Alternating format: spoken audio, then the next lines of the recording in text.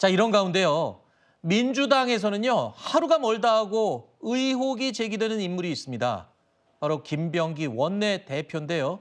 이 김 원내대표의 거취를 놓고 주말 사이에 아주 시끄러웠습니다. 특히 김병기 원내대표 배우자가 과거 업무추진비 법인카드를 사적으로 유용했다는 의혹에 대해서는 고발장까지 접수가 됐습니다.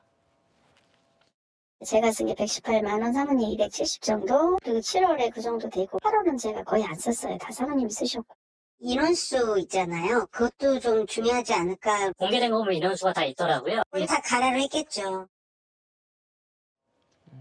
자, 의혹들이 하루가 멀다고 계속 꼬리에 꼬리를 물고 나오고 있습니다. 이렇게 계속 의혹들이 쏟아지는 가운데 배우자의 업무 추진비 유용 의혹은요. 본격적으로 이제 경찰 수사로까지 가게 됐고 여기에 또 추가로 또 의혹이 제기됐습니다. 이 표에 보시면 마지막에 차남 둘째 아들의 예비군 훈련 연기를 보좌진을 통해서 또 신청했다라는 의혹까지 추가로 제기가 된 건데 의혹이 하루가 멀다고 이렇게 자꾸 쏟아져 나오다 보니까 글쎄요.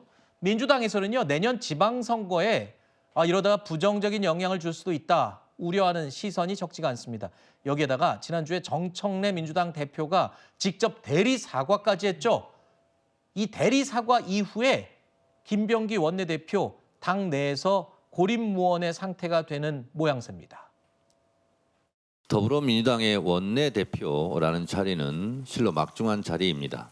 본인도 아마 고심이 클 것으로 생각합니다. 저도 이 사태에 대해서 매우 심각하게 지켜보고 있습니다.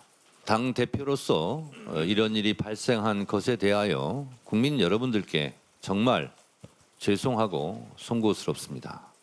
사과드립니다. 며칠 후에 원내대표께서 정리된 입장을 발표한다고 하니 저는 그때까지 지켜보겠습니다.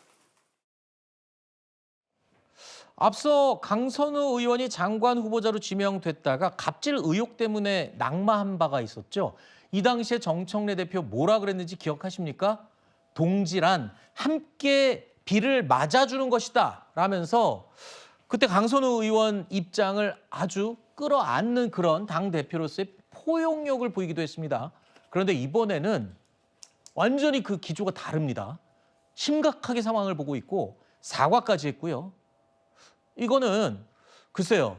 투톱 원내대표와 당대표 항상 이 갈등을 빚어오지 않았습니까? 그리고 또 정청래 대표를 향한 견제로 김병기 원내대표를 대통령실에서 둔 게 아니냐 뭐 이런 해석도 정치권에서 하던데요.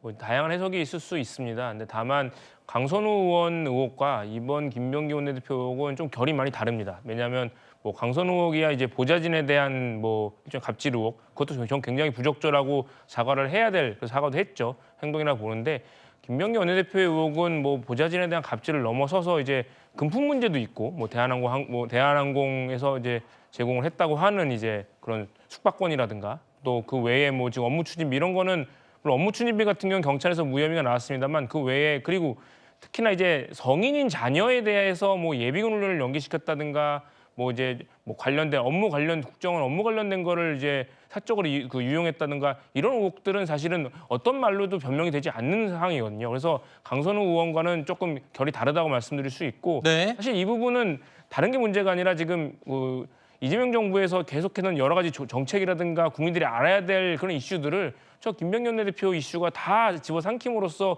사실 이재명 정부에도 어느 정도 조금 이제 누가 되고 있는 게 아닌가라는 걱정이 있습니다. 그래서 내일 이제 본인께서 입장을 발표하신다고 하니 저는 거기에서 뭐 거취 문제는 둘째고 우선 국민들에 대한 진정 어린 사과가 먼저 선행돼야 한다 그렇게 말씀드리고 싶습니다. 네, 하나만 여쭙게요. 아까 강선우 의원의 갑질과 이번에 김병기 원내대표의 의혹과는 좀 차이가 있다고 말씀하셨는데 김병기 원내대표의 의혹 그래프를 다시 한번 보여주실까요? 최근에 제기된 의혹들을 보면 글쎄요. 쿠팡 대표와 호텔 논란, 오찬 논란은 둘째치고 숙박권, 진료 특혜, 업무 추진비 사적 유용, 글쎄요. 훈련 연기 신청 이것도 다 광범위하게 갑질 아닌가요? 그러니까 저는 그 강선우 의원의 의혹 이상으로 훨씬 이제 김병기 원내대표 의혹이 더 심각하다고 말씀드리고 있는 거고요. 네. 특히나 이제 강선우 의원 같은 경우에는 이제 자녀가 좀 건강이 좋지 않은 좀 아픈 이제 장애가 있는 환우 가정이라는 그런 면이 있어서 부탁을 한 면이 강한 반면에 네. 이 김병기 원내대표 자녀분들은 다 성인이지 않습니까? 네. 그렇기 때문에 그거에 대한 업무 관련이나 예비군 형기 이런 거는 저는 어떤 식으로 해도 조금 이제 이해가 어렵다는 말씀을 드리고 싶습니다. 그런데 이렇게 논란이 되고 당 대표도 부담스러워하고 문제가 심각하다라고 얘기를 함에도 불구하고 김병기 원내대표는 아직까지도 자리에서 물러날 뜻이 없는 걸로 알려지고 있거든요. 이거에 대해서는 아까 제가 잠깐 언급을 했지만 결국에 정청래 대표를 견제할 사람이 김병기 원내대표밖에 없기 때문에 대통령과 어떤 의중이 같이 나눠진 게 아니냐. 버텨도 되는 상황이어서 버티는 거 아니냐. 이런 지적을 하던데요. 정청래 당대표가 강선우 이제 당시 외교부 장관과 지금 굉장히 다른 입장을 보이고 있는 것은 다 아마 알려져 있습니다. 네.